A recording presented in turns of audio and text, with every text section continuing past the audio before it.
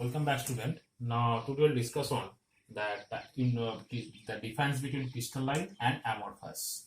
And you know that what is crystalline material and what is amorphous type of material. As you know that crystalline materials are the materials or crystalline materials are those materials which are atomic arrangements are arranged in a particular regular and orderly fashion. So in the amorphous type of material, the atoms are arranged in irregular fashions. These are the basic difference in terms of definitions.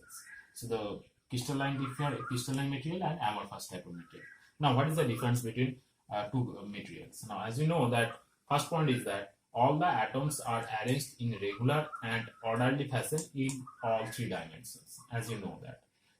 First point is for amorphous type of material is that arranged in irregular fashions in all three dimensions. So atoms are arranged in that there are no regularity are maintained throughout the crystal. So that type of material is actually called amorphous type of material. Now second point is that solid fracture is ductile manner. Solid fracture, as you know that fracture basically two types, and the ductile fracture and brittle fracture. If the material is ductile in nature, so fracture will be called actually ductile fracture. If the material is brittle in nature, so the fracture will be called brittle fracture or brittle manner. Now, ductile fracture or ductile manner means the fracture occurs actually within the material in cup and cone shape. And in case of brittle material, in brittle manner means the fracture surface is basically in smooth surface or in smooth surface. Now, the solid fracture, when the material is fracture of the crystalline type of material, that material's fracture is basically ductile manner. So that basically in cup and cone type shape it can be formed. And in case of amorphous type of material, solid fracture is basically brittle in nature. Now, third point is that solids behave elastically up to their yield points. Solid behaves elastically up to their yield points.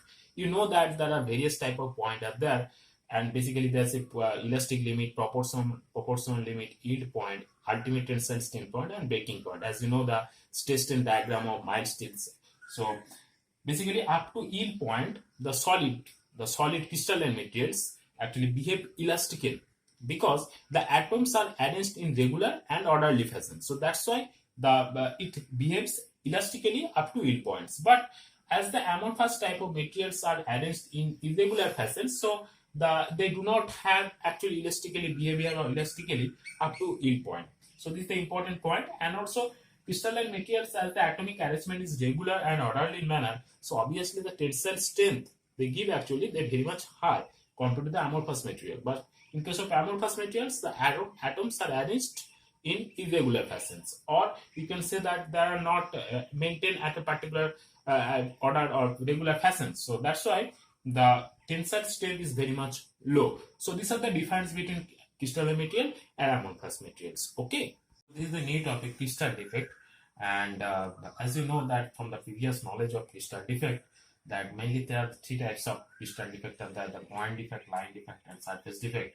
Okay, but what is crystal defect we have to know first. Okay, and there are basically point defect, that may be vacancy, interstitial, substitutional, Frankel defect, Schottky defect. But in any type of material there is crystal defect always are present. But we have to first know that what is crystal defect. And I think these are the different types of point defect which is shown basically point defect. And what is crystal defect? First you have to know that as it has been observed actually that crystals are rarely found is perfect. All crystals are basically there are some defect are present within the material. And as you know that atoms do not have any their full quota of electrons in the lowest energy level, but the atoms vibrate due to thermal effect, and the electron also change their position. And there are many types of other defects which are found in the structure of the crystal. It will be interesting that to know that the type and magnitude of any defect in the structure of the metal crystals. It is very play important role at the time and selections of any type of material for uses. Now there are many types of defect in the crystals, but we only discuss only those defects which are found in the arrangement of atoms. Basically there are three types of arrangement are there. Basically there are three types of defect are there, which is basically point defect, line defect, and surface defect. Now we'll discuss first point defect. Okay, Now, what is point defect? As you know that point defect actually the one type of defect in which the atoms are missing or atoms are substitute on a particular crystal arrangement. There are this disorderness will be occur within the material. Then the defect is called actually point defect because the arrangement is somehow disordered in maintained throughout the crystal. Then it is called point defect. Okay, that atoms may be a substitute. That atom may be interstitial placed in interstitial position. That atoms may be create a vacancy. So that all types of defect actually called shortly it is called point defect. Now, first we discuss that vacancy. Vacancy defect is called basically when one. So these are the atomic arrangement of the crystal. So these are the atoms, one atoms.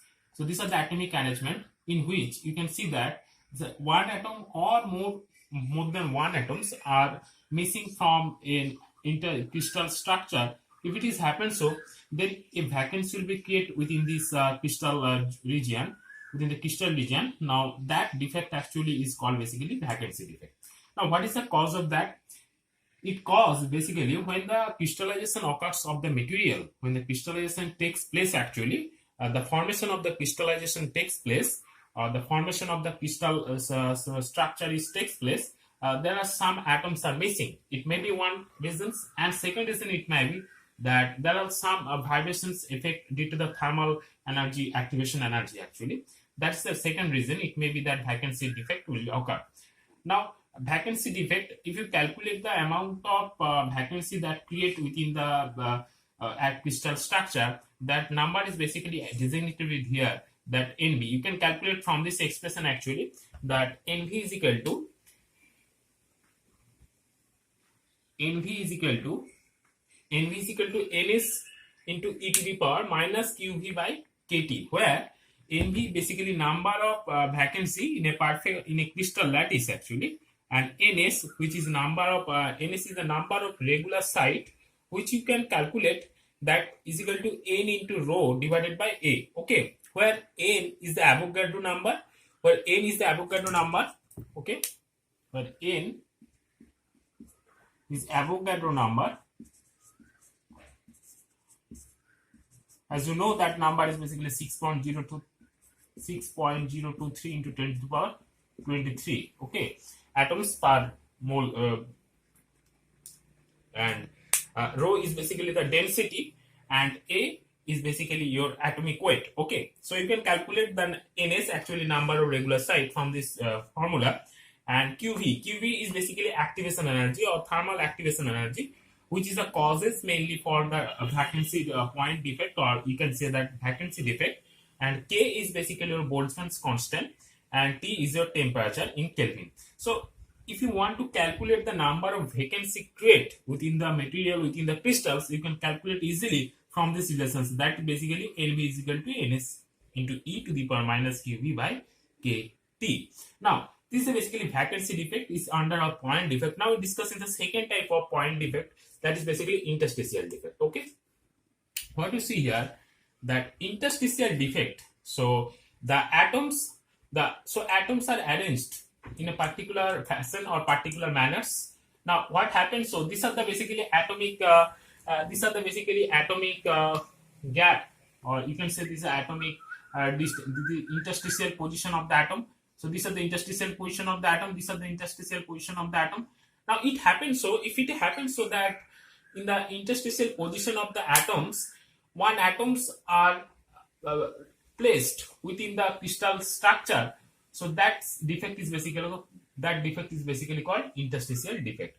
And one more point, that one is important point actually, that this atom's arrangement, this atom's radius should be lower compared to the parent atom. So this is the parent atom of the crystal structure. This is the parent atom, and these are the basically interstitial position. Now in the interstitial position of the atom, if a smaller atom or compared to the equal atom is placed within the interstitial position of the crystal structure, they will actually affect the arrangement of the atom, and they will basically call interstitial defect. Now it happens, so it is observed that atoms, so this atom's arrangement, this atom's radius actually, this atom's radius will be 22.5% of parent atom. It should be, and if it is happen so that actually the foreign atom, so it is the parent atom, this is the foreign atom. If the foreign atom radius is higher compared to the parent atom, it may be happen so that the crystal will be distorted or crystal may be hampered with. Okay, so this is basically the interstitial defect. Now we move to the next defect, that's called substitutional defect. Now substitutional defect is that one atom is replaced by another atom. So this is the atomic arrangement in a particular crystal structure in which you can see that atoms are replaced or substituted by another foreign atoms. Okay, that defect is basically called substitutional defect. Now next defect is called Frankel defect. Frankel defect, in which you can see that one atoms, okay, these are the Frankel defect. These are the Frankel defect, and this defect actually is very important in a material structure point of view. And as you know that the Frankel defect is basically a combination of interstitial as well as vacancy defect. And Frankel defect basically when happens that whenever a missing atom responsible for vacancy occupies, so this is the responsible for vacancy, and this occupies interstitial position. Okay, these are the interstitial position. So it fills up the interstitial position, and it is basically called Frankel defect. So it's a combination of as well as the vacancy as well as the interstitial defect. Okay, it's a combination of both, and it is basically happens in the ionic crystal structure, and it is very important for any type of ionic crystal structure, because so as you know that the positive ions are basically the smaller in size, so it can easily lost within the interstitial position. So this is the positive and ion, this is the negative ion. As like NaCl basically the combination of Na plus and Cl minus, and as you know that this is a Na plus ion, so it can easily lost within the interstitial position of the smaller size, and these are the Cl ion. So these are the chlorium, so these are the smaller ion which is basically indicated. So this is the combination of Frankel defect. Now then the next defect, we will move to the next defect, that is called Schottky defect. Now Schottky defect is basically whenever a pair of positive and negative ion, here that only positive ions are replaced, only positive ion are vacant and they meet together a particular interstitial position, that's called Frankel defect. But in Schottky defect, what happens that a pair of positive and negative ion is missing from a crystal, that defect is basically known as Schottky defect. Okay, now as you know that there are other types of point defect are there, that is basically also phonon. Phonon is one type of point defect, but this is not your syllabus. So I think these are the different types of point defect which are discussed. Now into the next, we will next the defect on basically line defect, we will discuss on it. This is the line defect. As you know that defect are there mainly three types of defect are there: point defect, line defect, and surface defect. We already discussed on the point defect, like point defect are mainly like interstitial defect, Frankel defect, Schottky defect, substitutional defect. So all these types of are point defect, and this is basically zero-dimensional defect because there are only missing of atoms or more than one atoms. That's why it is called zero-dimensional atoms, zero-dimensional defect. Okay. Now this is called line defect. Line defect is also sometimes also called dislocations, because of dislocations, main cause is that dislocation. So that's why it is defect is called line defect, and it is sometimes also called one-dimensional defect, in which the atoms are disturbed along the line, along the plane. So that's why it is called line defect, or it is sometimes also called planar defect, or it is sometimes called dislocation, or it is sometimes also called line defect. Now line defects are generally two types: edge dislocation and screw dislocations. Now basically the what you see in this figure actually edge dislocation, screw dislocations. Now edge dislocations basically whenever a half plane of atom is inserted between the plane of atoms in a perfect crystal, the defect so produced is known as basically edge dislocation. So what you see in this figure, that so this is the perfect crystals, the perfect crystal of atoms, okay, like A, B, C, D, E, F. So these are the atomic arrangement of atoms in a particular regular manners. Okay, now what you see that Now, if you apply the shear stress on the perfect crystal, what happens? That atoms that are basically the distorted, or that atoms may be aperture, or the atom can be weak. Whenever the atoms are weak, they can be break together. Okay, so if it is broken, then the atomic planes, suppose this is the xy plane, suppose this is the xy plane in which the atoms, suppose this is the atom plane, so this is the B plane. If the B plane is suppose weak in this structure, the B plane will be broken within the crystal structure, so that will be moved together from line to line. So it corresponding to B to C, it shifts to B to C, it shifts B to C, C to D, D to E, E to F, and after all, the edge, the dislocation or the plane that locate in the edge portion of the crystal, perfect crystal. Suppose this is a picture in which you can see that the atomic arrangement of perfect crystal, in which when you apply the shear stress, the extra half plane introduced because of this. Now, extra half plane, that extra half plane basically moved into the up to the edge of the perfect crystal. So that's why it is called edge dislocations. Now, edge dislocation, basically there are two types of edge dislocation are there: positive edge dislocation, positive and negative, positive and negative.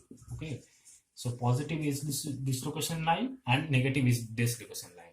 So this is the basically what happens. This is the extra half plane that can introduce within the perfect crystal. Okay, and this is the missing one plane. Okay, this is the missing one plane. So that's why it is called edge dislocation. Now, if positive dislocation line is basically inverted T type, inverted T, it looks like a inverted T, and negative dislocation line is basically T types. Because if you show here that suppose this is your perfect crystal. Now, if you see that this is the extra plane in which, so this is the extra plane. So this is the extra plane. So this looks like a inverted T. That's why it's positive dislocations. Now, if it is happens, so if it is a reverse case, then it will be looks like a T-like. So that particular dislocation is called negative dislocations. Okay, and this dislocation basically measured with a vector that's name is Burger vectors. Okay, this is basically Burger's vector, which is basically perpendicular to the dislocation line in case of edge dislocations. Okay, now, and this is the basically edge dislocation, and Burger vector basically why it is required. It is required to define the direction as well as the give the magnitude of a particular dislocation line. So that's why Burger vectors is necessary, and it is basically perpendicular to the dislocation line. So this is the dislocation line is the perpendicular to the dislocation line. So that's why called Burger vector. Okay, that Burger vector basically is designated with B vector. B. Okay, it's a B vector, and suppose this is the perfect crystal. Okay, this is the perfect crystal of atoms. Now, if you want to meet, suppose if you want to move the atoms from 1 to 2, so these are 1, 2, 3. Now, if you go down and these directions, okay, if you go to this direction, suppose these are 1, 2, 3. If you go to the right, 1, 2, 3, 4. Again, you have to come to meet the starting point. Again, you have to move to the 1, 2, 3. Again, if you move to the 4 unit here, 1, 2, 3, 4, they will meet a particular starting point. So there is no Burger vectors are there.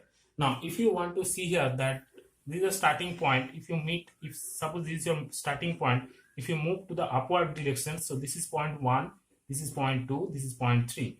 Now, if you can move to the right directions, 4 units, so 1, 2, 3, 4. Now, if you move to the, as it is upward 3 direction, it will be downwards 3 directions, so 3 units, so 1, 2, 3. Right? Now, if you, that is 4 units in the right direction, in the left direction it will be 4, so 1, 2, 3, 4. So this is the extra plane that indicates Burger vectors. So this is the starting point. If it is happened, so if it is a perfect crystal, the starting point will be same. Here starting point is different. If you move to the atoms direction, so that will be extra half plane, that is basically called Burger vector. So that's why perpendicular, that Burger vector is perpendicular to the dislocation line. Okay, now we move to the screw dislocation line. Screw dislocation is basically atoms are displaced in two separate planes perpendicular to each other. Okay, atoms are displaced in two separate planes perpendicular to each other. That is basically screw dislocation. Okay, and what you see here that Burger dislocation or screw dislocation has its dislocation line is parallel to its Burger vectors, and it's parallel to the Burger vector will be the parallel to the dislocation line, and the screw dislocation is like a spiral ramp with an imperfection line drawn its axis. Screw dislocation basically result when displacing planes relative to each other through shear, and shear stress are basically associated with the atoms adjacent to the shearing screw dislocation. Therefore, extra energy is involved, as it is the case of edge dislocations. Now, if you want to see the diagram, suppose this is the atomic structure of a particular crystal. So, if you see these are screw dislocations. Now, what you see here that. So whenever the atoms are displaced in two separate planes perpendicular to each other, the defect is so produced is known as screw dislocation, which is shown in figure. Represent an isometric view of perfect crystal, shows that the displacement of atom in the region ABC. So this is the region. See the perfect crystal. Okay, this is the perfect crystal. Now when screw dislocation occurs, the atoms, that region that indicates ABC, that is basically in the screw. It look like a spiral screw. Okay, in screw dislocation, the arrangement of atom actually appear like that of screw or helical surface. Okay, so this is basically as looks like a screw dislocations, and this is the basically line defect. There are two types of defect. We already discussed that edge dislocation and screw dislocation, and in the next lecture video we discuss on we discuss on the surface defect and the Bragg slope. Okay, thank you very much. Goodbye.